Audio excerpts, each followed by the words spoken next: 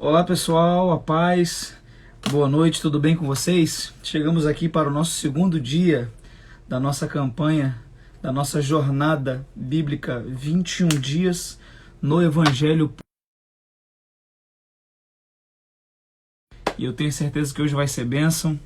O texto hoje que a gente vai compartilhar é um texto muito rico, que é o texto de João capítulo 2, hoje é o nosso segundo dia, e eu tenho certeza que vai te enriquecer muito, vai ser abençoador para a tua vida, para a tua história, para a tua casa, para a tua família. Jesus iniciou o seu ministério operando milagre em uma ocasião bem interessante, que foi uma festa de casamento, e eu tenho certeza que vai ser abençoador. Eu quero saber, você que está chegando aí, eu vou dar um tempinho para o pessoal ir entrando, de onde você está falando. A gente começou agora a live, tem muita gente boa, gente de Deus aqui, meu amigo Renan de Melo.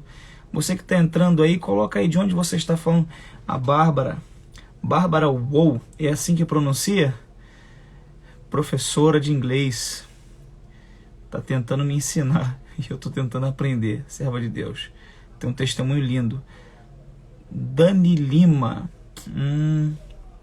de onde você está falando? Coloca aqui, pastor Marcos Sérgio, de Goiânia. Forte abraço, amigo.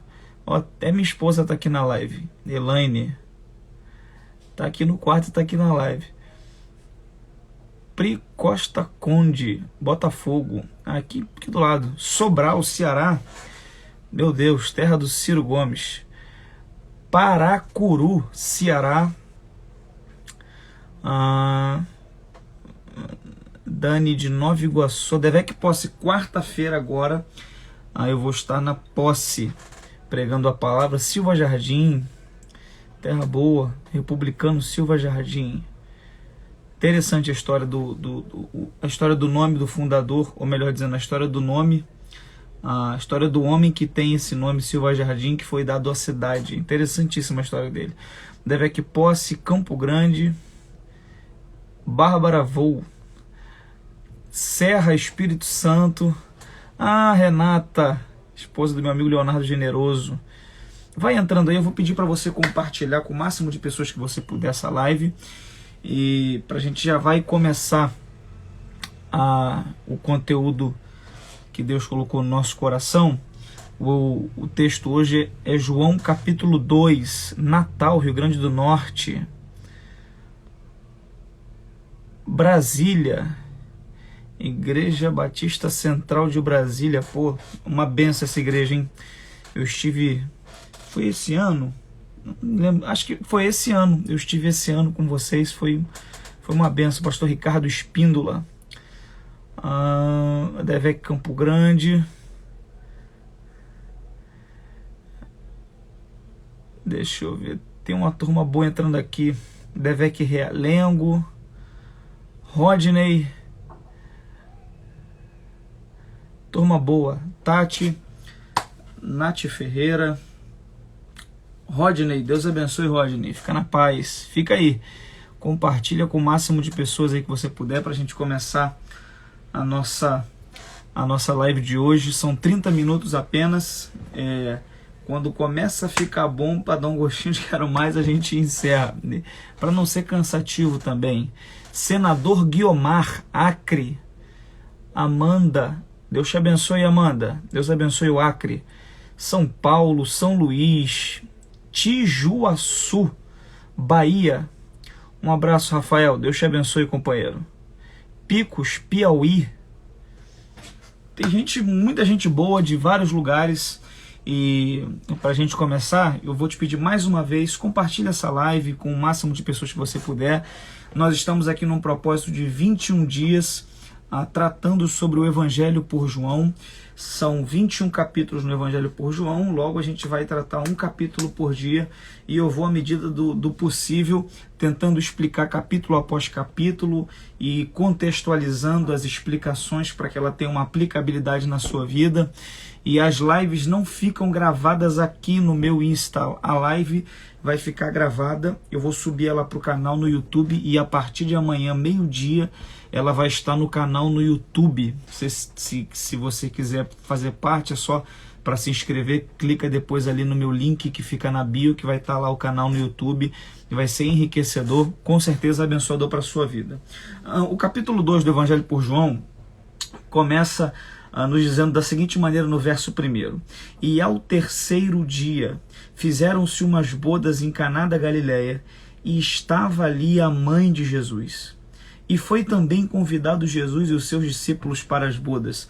Esse é um texto que com certeza quem tem alguns anos a mais de crente, de caminhada, de fé, já ouviu alguém pregar nesse texto, já ouviu alguém falar nesse texto, que é um texto que Jesus começa aqui o seu ministério operando um grande milagre. É interessante as lições que o texto vai mostrando para nós ao terceiro dia, nos dizendo a respeito da cronologia, do espaço de tempo.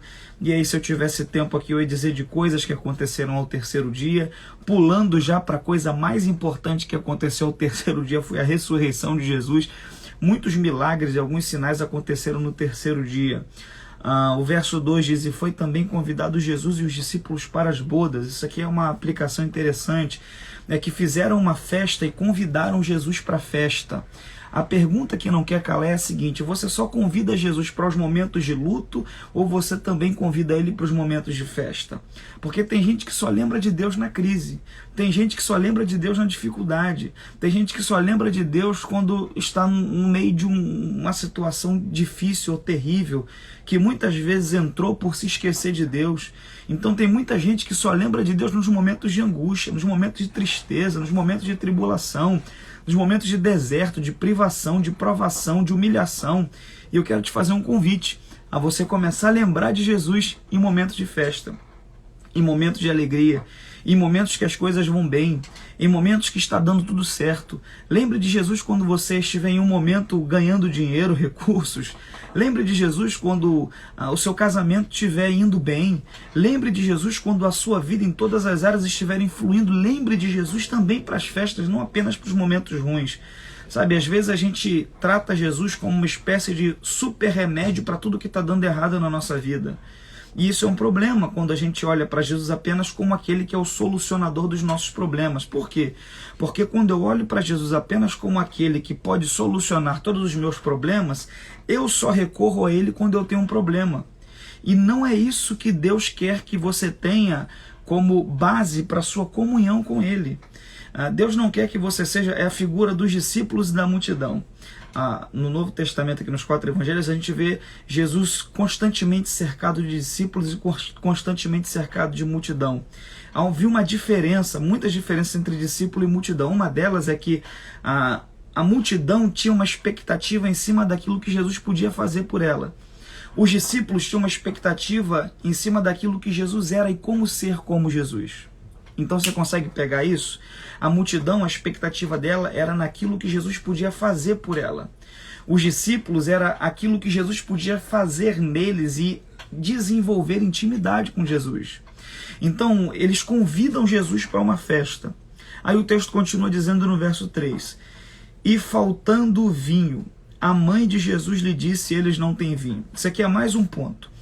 Convidar Jesus para a sua festa não quer dizer que algo não vai dar errado na sua festa. Convidar Jesus para a sua vida não quer dizer que algo não vai dar errado na sua vida. Isso aqui é profético. Convidar Jesus não quer dizer que algo não vai dar errado. Convidar Jesus quer dizer que algo não vai terminar errado. Então, de repente, você está do outro lado me ouvindo e algo deu errado. Sabe, eu não posso te prometer que se Jesus estiver na tua vida, nada vai dar errado. O que eu posso te falar com base na palavra é que não vai terminar errado. Então pega isso aqui essa noite em nome de Jesus. Não significa que algo não vai dar errado. Ter Jesus na tua vida significa que algo não vai terminar errado. Vai terminar tudo no seu devido lugar para a glória do nome dele. Então muitas vezes Jesus está na nossa vida, Jesus está na festa e o vinho acaba. Algo dá errado. Como eu já disse, não é sinal de que nada vai dar errado o fato dele estar, mas é sinal de que não vai terminar errado. E se ainda está errado é porque ainda não terminou. Aí o texto continua nos dizendo que quando o vinho falta, a mãe de Jesus imediatamente vai até Maria vai até Jesus e Maria diz assim: eles não têm vinho. Isso aqui é especial porque a Maria ela não vai espalhar no meio da festa que o vinho acabou. Ela não vai aos noivos para preocupá-los mais ainda. Não sei se eles sabiam ou não que o vinho acabou. Maria não sai espalhando para todo mundo que o vinho tinha acabado. Maria vai até Jesus. E a gente precisa saber quem a gente convida para a nossa vida. Os noivos que fizeram o casamento convidaram Jesus e convidaram Maria. Eles convidaram Maria. Olha o tipo de perfil, o tipo de pessoa que Maria é. Quando ela vê algo errado, ela não espalha. Quando ela vê algo errado, ela não faz isso virar fofoca. Quando ela vê que algo deu errado, ela vai até Jesus. A gente precisa de gente na nossa vida assim, que quando algo der errado na nossa vida, essas pessoas vão até Jesus para interceder por nós. Então o texto diz que ela vai até Jesus e ela dá uma fala. Eles não têm vinho. Olha o verso seguinte, o verso 4 que diz: disse-lhe Jesus: mulher, vírgula, que tenho eu contigo, ainda não é chegada a minha hora. Isso aqui também é muito, muito especial, porque a gente percebe aqui em Jesus uma resposta que para alguns soa até áspera. Maria vai até Jesus e diz: eles não têm vinho. Aí olha a resposta de Jesus: que tenho eu contigo, ainda não é chegada a minha hora. Talvez Maria não esperava receber essa resposta. Talvez não era essa a resposta que Maria acreditava que receberia. E a gente precisa entender uma coisa sobre Jesus. É que nem sempre a resposta que ele nos dá é aquela que a gente gostaria de ouvir. Você consegue entender isso? Só quem for espiritual e conseguir discernir as coisas vai entender isso. Nem sempre a resposta que Jesus te dá é aquela que você estava querendo ouvir. Com frequência você quer ouvir um sim, ele vem e diz não. Com frequência você pede algo, ele vem e diz: isso não é para você. Com frequência você ora a Deus pedindo algo e ele não te dá a resposta que você gostaria de ouvir. Isso acontece por dois motivos. O primeiro é que Jesus não é seu empregado, ele não é seu funcionário, que está interessado em cumprir tudo aquilo que você diz para ele e pede para ele de forma imediata. Não. E segundo, para Maria nos ensinar com isso aqui uma lição. Que lição é essa? Logo após receber essa resposta, ainda não é chegada a minha hora, que tenho eu contigo, olha a fala de Maria no verso seguinte: sua mãe disse aos serventes: fazei tudo que ele vos disser. Isso aqui é especial para nós, porque Maria ouviu a resposta que ela não esperava, mas ela vira para os serventes e diz: façam tudo o que Jesus disser. E a pergunta que eu quero te fazer nessa oportunidade é a seguinte: qual é a sua atitude quando Jesus faz algo, fala algo que você não queria que ele falasse? Porque ele não fez imediatamente o que Maria queria, ele não deu a resposta que Maria queria, mas olha só a atitude de Maria. Ela chama os homens e diz: fazei tudo o que ele vos disser. Isso aqui é uma lição para nós. Quando Jesus não te der a resposta que você gostaria de ouvir, continua fazendo tudo o que ele te disser. Continua obedecendo a ele, mesmo quando ele faz algo que você não quer. Mesmo quando ele não faz o que você quer. Continua obedecendo e servindo a ele, independente da situação. É isso aí que a irmã está falando. Não aceita que dói menos. Sabe? A sua resposta a uma situação onde Deus não faz o que você quer que ele faça, ou que você acha que merece que ele faça, determina aquilo que você vai viver na sua vida. Maria diz: fazei tudo o que ele vos disser. Sabe, a gente vive numa geração de crente mimimi, de gente que sai da igreja porque ele fez uma campanha, ou ele passou alguns dias em oração e Jesus não fez aquilo que ele queria, de gente que desvia dos caminhos do Senhor porque a porta que ele queria não abriu, porque a pessoa que ele queria não se converteu, porque a importância que ele queria alcançar financeiramente, materialmente, ele não alcançou, e aí ele se afasta. A gente precisa aprender com Moisés, sabe? A vida de Moisés, ela é inspiradora demais para nós. A Bíblia diz que em um determinado momento o povo clama por água e Deus dá uma ordem a Moisés e Deus diz assim: Moisés, vai até a rocha e fala com a rocha. A Bíblia diz que Moisés pega um cajado e em vez de falar com a rocha, ele fere a rocha. Mais à frente, a Bíblia diz que a água sai da rocha, o povo bebe aquela água, sacia-se daquela água, mas a grande questão é que Deus não mandou Moisés bater, Deus mandou Moisés falar. E aí ele fez diferente daquilo que Deus mandou, ele bateu na rocha, ele feriu a rocha, já era a segunda vez que ele estava ferindo a rocha. E isso aqui é especial, a água brotou, mas Deus não aprovou a atitude de Moisés. Porque tem muita gente que está sendo usada, mas não está sendo aprovada. Nem sempre estar sendo usado é sinal de estar sendo aprovado. Então aquilo que Moisés fez, ele foi usado, mas não foi aprovado. A água saiu da rocha, mas aquilo teve uma consequência negativa na vida dele. Mais à frente, Deus fala a ele: Moisés, porque você feriu a rocha em vez de falar com ela, você não vai entrar na terra prometida em Canaã. E aí, por algumas vezes, Moisés questiona a Deus e fala: mas Senhor, eu saí com esse povo do Egito, foram eles que me apertaram. E Deus diz a Moisés: não, você não vai entrar porque você feriu a rocha. Então pega isso aqui, que isso aqui é forte, ó. Depois que Deus falou com Moisés que ele não iria entrar na terra, ele não desviou. Ele não desistiu de ter conduzido o povo. Mesmo sabendo que ele não ia entrar na terra, ele continuou guiando o povo. Mesmo sabendo que ele não ia entrar na terra, ele continuou liderando o povo. Mesmo sabendo que ele não ia entrar na terra, ele continuou preparando o sucessor Josué. Mesmo sabendo que ele não ia entrar na terra, ele continuou servindo e obedecendo a Deus. Isso aqui é especial para nós. E o que dava ânimo para Moisés para servir a Deus, mesmo sabendo que ele não ia entrar mais em Canaã? É lembrar de onde Deus havia o tirado do Egito. Então isso aqui é importante. Por que Moisés não desviou quando Deus falou assim: você não vai entrar? Porque possivelmente ele lembrava de onde Deus tinha tirado ele. E tão importante quanto o lugar que Deus vai nos dar acesso aqui nessa terra é entendermos o lugar de onde Ele já nos arrancou e nos tirou com mão forte. Então, a Maria ouve a resposta que ela não gostaria de ouvir e mesmo assim ela diz: fazei tudo o que Ele vos disser. Aí o texto diz que estavam ali postas 6 talhas de pedra para a purificação dos judeus, e em cada uma cabiam 2 ou 3 almudes, cerca de 580 a 720 litros de água. Havia um cerimonial de purificação que os judeus faziam antes de entrar numa festa, antes de partilhar de pão e de outras coisas. Todo casamento envolvia muito cerimonial, mas como eu tenho pouco tempo aqui, o casamento era dividido em algumas partes. A primeira parte, antes do casamento, não era o noivo que escolhia a noiva, era o pai do noivo que escolhia a noiva. Cabia ao noivo pagar o preço pela noiva que o pai escolheu. Isso aqui é uma tipologia de Jesus. Deus nos escolheu e Jesus, que é o noivo, pagou o preço pela nossa vida.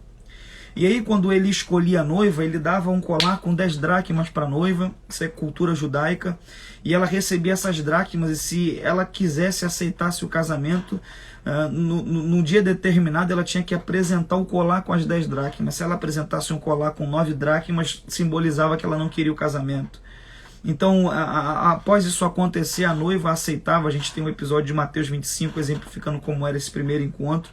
Começava uma festa, a festa de casamento do judeu durava de 3 a 12 dias, então era uma festa muito grande, um período de tempo muito prolongado, e cabia ao homem, cabia aos que haviam feito a festa, o noivo especialmente, o pai do noivo, a organização para prover a alimentação de todo mundo que estava na festa.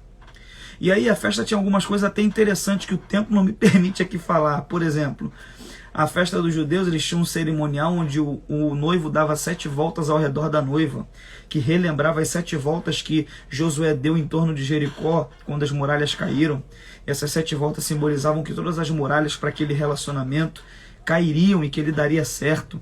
Tinha um episódio também no casamento onde o noivo pegava uma taça que ninguém nunca tinha bebido, enchia ela de vinho, dava para a noiva beber, ele tomava desse vinho na mesma taça e depois disso eles quebravam. E por alguns instantes a festa toda silenciava e os cacos da taça ficavam quebrados no chão. Depois de um momento a festa recomeçava com o noivo celebrando junto com a noiva. Isso era um memorial de que relacionamento, de conjugalidade, é taça quebrada também. Isso significava que em alguns momentos a taça ia quebrar. Mas a taça quebra e a festa continua. Não é porque uma taça quebrou que a festa vai acabar. Então, só abrindo um parênteses para te dizer uma coisa. Relacionamento, casamento é assim, de vez em quando uma taça quebra. De vez em quando uma panela voa. Mas isso não é sinal de que a festa vai acabar, de que o relacionamento vai acabar. A gente precisa ser maduro para entender que em alguns momentos certas taças vão se quebrar. Mas isso não é sinal de que o relacionamento vai ruir ou vai acabar. Então havia muitas outras coisas, mas se eu for me deter nelas, o tempo vai passar e a gente vai até meia-noite. O tempo vai passar e eu não vou falar o capítulo todo. Aí o texto diz que Jesus direciona eles as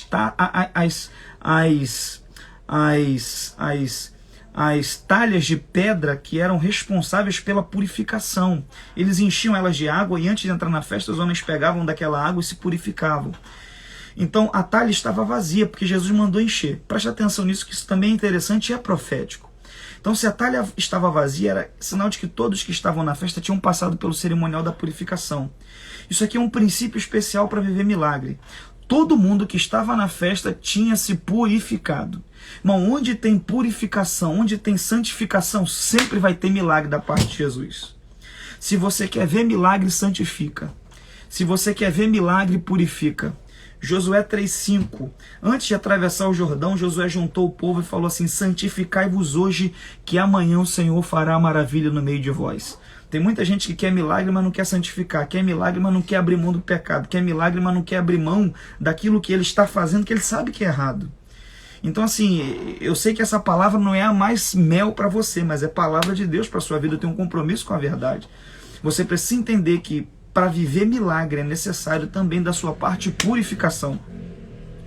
Aí o texto continua dizendo que os homens enchem de água as talhas. E olha como é lindo. E disse: tirai agora, Jesus falando, e levai ao mestre Sala. Naquele instante eles encheram. Quando eles tiraram e levaram para o mestre Sala, o texto diz no verso seguinte: e logo o mestre Sala provou a água feita vinho. Isso aqui é especial e é profético. Recebe isso nessa noite em nome de Jesus.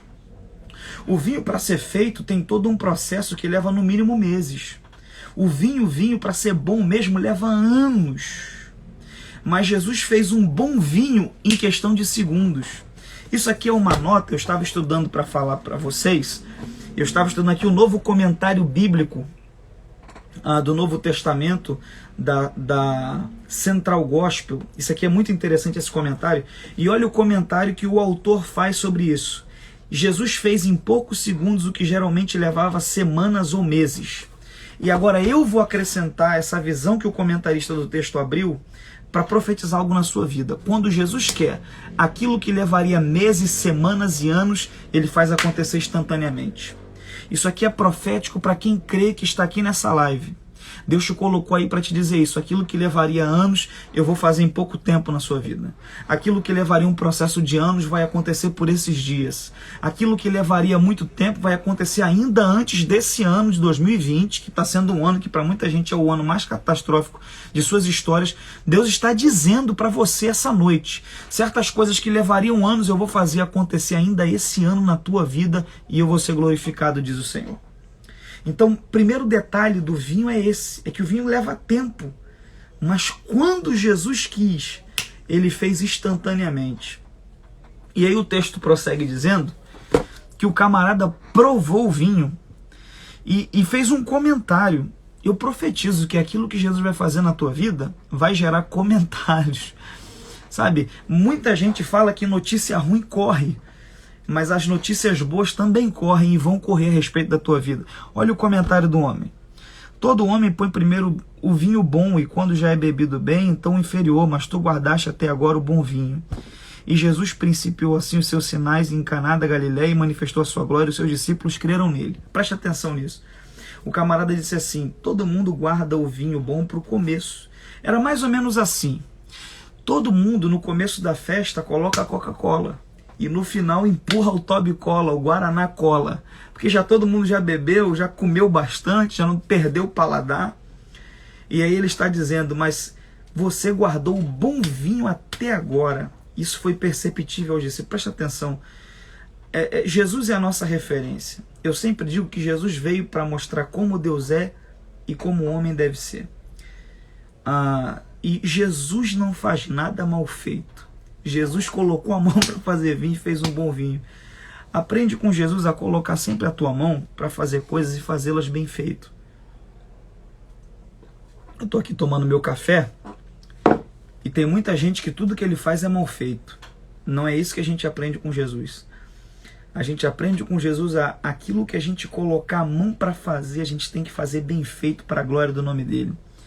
Aí o texto diz no verso 11, os seus discípulos creram nele. Isso aqui é interessante porque os discípulos já estavam andando com Jesus, mas só após esse milagre eles passaram a crer. Os discípulos já tinham uma certa comunhão com Jesus, mas só após esse milagre eles passaram a crer. E a gente precisa entender uma coisa, é que às vezes o seguir vem antes de crer. Outras vezes o crer vem antes do seguir. Como é que é isso, Bruno? Muitas vezes você primeiro tem que seguir, tem que caminhar, para aí então ver e crer. Agora outras vezes você crê, segue e depois vê. É mais ou menos aquilo que Jesus fez com Tomé. Aquilo que Jesus disse a Tomé. Você viu, por isso creu. Mas mais bem-aventurados são aqueles que não viram e creram. Isso aqui é maravilhoso. Aí o texto prossegue dizendo que após isso, eu já caminho para o nosso desfecho aqui. O restante do capítulo 2 é muito interessante. Depois disso, verso 12, desceu Jesus a Cafarnaum, ele, sua mãe, seus irmãos e seus discípulos, e ficaram ali não muitos dias. E estava próxima a Páscoa dos judeus, e Jesus subiu a Jerusalém. Jesus vai a Jerusalém para a festa da Páscoa. Haviam 3 festas que todo judeu do sexo masculino tinha que subir a Jerusalém para comemorar essas festas. É a festa da Páscoa, que relembrava a libertação do Egito, a festa do tabernáculo, que relembrava o tempo de peregrinação no deserto, e a festa de Pentecoste, que era uma celebração de gratidão pelas colheitas que Deus estava proporcionando para eles. Então preste atenção nisso. Todo judeu tinha que subir a Jerusalém para comemorar essas 3 festas, Páscoa, Tabernáculo e Pentecoste. E aí Jesus, como um bom judeu do seu tempo, ele sobe a Jerusalém para comemorar a festa. Só que quando lá ele chega, ele vê o templo e ele vê os cambistas vendendo com o foco no lucro. E então a palavra do Senhor mostra para nós mais à frente que Jesus faz uma espécie de um chicote e começa a virar a mesa dos cambistas, começa a recriminar aqueles homens e lança uma frase que ele diz assim: a minha casa será chamada casa de oração, uma reafirmação do que está no livro dos Salmos. Preste atenção nisso, porque essa aqui é a primeira purificação do templo em Jerusalém. Jesus vai purificar o templo, Jesus vai virar a mesa dos cambistas 2 vezes, uma no começo do ministério dele, aqui em João 1, e todos os outros evangelhos sinóticos falam que ele fez isso no final do ministério. Então, Jesus fez por 2 vezes a purificação do templo. Isso aqui me ensina algo especial. É que se o templo não fosse relevante para a vida cristã, para o Novo Testamento, Jesus não teria nem se preocupado em purificar ele. Jesus não teria nem subido ao templo em Jerusalém. E eu preciso abrir esse parênteses aqui, porque esses tempos de pandemia foram tempos onde a gente aprendeu a cultuar, não mais necessitando tanto do templo. A gente aprendeu a compartilhar palavras, a ouvir palavras, mas a gente não pode esquecer que a tecnologia não é uma ferramenta de substituição, ela é uma ferramenta de apoio. Então eu não estou aqui para substituir a pregação do seu pastor domingo à noite na igreja, amanhã de noite. Eu não estou aqui para substituir o sacerdote que Deus colocou sobre a sua vida, no lugar onde você serve a Ele. Entenda isso em nome de Jesus. Porque há importância no templo. Tem pessoas dizendo, não, eu posso ser um cristão sem participar de igreja alguma. Eu posso ser um cristão sem ir ao templo. Não, não pode. E tem gente que usa até umas frases bonitinhas, mas que não tem fundo de verdade. Assim, se você for uma concessão, se você não é porque você vai numa garagem que você é um carro, e não é porque você vai numa igreja que você é um cristão. É verdade. Mas para você ser um cristão genuíno, você precisa ir à igreja, você precisa congregar, você precisa fazer parte. Você precisa estar junto. A gente precisa de olho no olho, a gente cresce no contato, é na intimidade, é na comunhão. Há uma força e uma graça no congregar. Ah, mas eu não gosto dessa igreja. Então procure uma que você se identifique. Ah, mas eu não acho interessante aquela determinada pessoa falando. Então vá num lugar que você se identifique. A multiforme graça de Deus está aí. Você vai entrar num lugar uma hora e vai se identificar. Então Jesus purifica o templo. Após purificar o templo, a Bíblia diz que ele diz algo aos homens. Eu vou encerrar aqui porque a gente bateu meia-noite. Mas preste atenção só nisso aqui. Os homens dizem assim: com que autoridade você faz isso que está fazendo? Ou seja, purifica o templo. Aí Jesus vai dizer assim, verso 19 do capítulo 2. Destruí este templo e em 3 dias o levantarei. Disseram, pois, os judeus: em 46 anos foi edificado esse templo e tu levantarás em 3 dias? Aí o verso 21, mas ele falava do templo do seu corpo. Quando, pois, ressuscitou dentre os mortos, os seus discípulos lembraram-se de que lhes dissera isto e creram na Escritura e na palavra que Jesus tinha dito. Isso aqui é interessante. Jesus disse algo no começo do ministério dentro do templo: derrubem esse templo, em 3 dias eu vou reedificar ele. Nem os discípulos entenderam. Os discípulos só foram entender essa palavra após a ressurreição de Jesus. Porque você precisa entender uma coisa: tem coisas que Jesus vai falar que você vai entender na hora. Tem coisas que Jesus vai falar que você só vai entender muito depois. É aquilo que ele disse a Pedro na última mesa de ceia: o que eu faço agora você não entende, mas depois compreenderás. E tem coisas que você só vai entender na eternidade. Aí o texto diz que eles vão entender muito depois, após a ressurreição. Aí o texto encerra dizendo que muitos creram em Jesus, mas ele não confiava em muitos deles, porque ele os conhecia e não necessitava de que alguém testificasse do homem, porque ele bem sabia o que havia no homem. Isso aqui eu encerro dizendo para você que Jesus tinha uma característica que eu não tenho. Jesus sabia o que havia dentro do homem. É por isso que eu tenho que ter cuidado, porque eu não sei o que tem dentro do homem. É por isso que você tem que ter cuidado com todo mundo que se aproxima, porque você não sabe o que tem dentro das pessoas. Então, seja cuidadoso. Não meça a profundidade de um rio com os 2 pés. Vai com um pé só nessa amizade nova, nesse namoro novo, nessa sociedade. De repente Deus te colocou aqui nessa live para você ouvir, dentre tantas coisas, essa coisa. Essa fala. Não dê acesso a todo mundo de forma indiscriminada a situações pormenores da sua vida. Jesus recebia todos, mas compartilhar projeto, vida, ministério, revelação era só com 12. Receba a todos, mas escolha 12 que podem ouvir certas coisas da sua vida e podem presenciar certas coisas que Deus vai fazer, tá bom? Deus te abençoe. Amanhã tem o capítulo 3. Eu vou fazer uma pausa para o print e eu tive uma ideia interessante. Já que o texto foi sobre a transformação da água em vinho, a gente vai fazer um print maneiro hoje. Presta atenção nisso aqui. Amanhã, essa mesma live vai subir aos meio-dia. Esse print vai ser das galáxias, irmão. Tá aqui. Esse print vai ser das galáxias. Eu vou tirar o comentário. Desativar o comentário para você fazer o print a respeito da transformação da água em vinho. Eu creio que tudo aquilo que está uma água sem sabor vai ser transformado em vinho na sua vida. Essa live vai subir para o YouTube amanhã ao meio-dia. E amanhã a gente vai continuar. Amanhã é o 3º dia. Eu vou falar sobre Nicodemos e o novo nascimento. Amanhã vai ser pauleira, tá, irmão?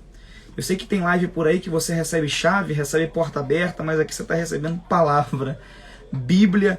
E a minha intenção e a minha oração é que Deus te transforme como está me transformando nesses dias, tá bom? Vamos para o nosso print, transformação da água em vinho. 1, 2, 3.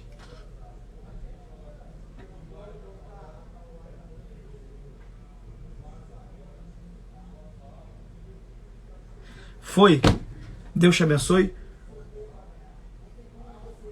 Eu vou ficar aqui com meu suco de uva e até amanhã às 11h30 em nome de Jesus. Paz.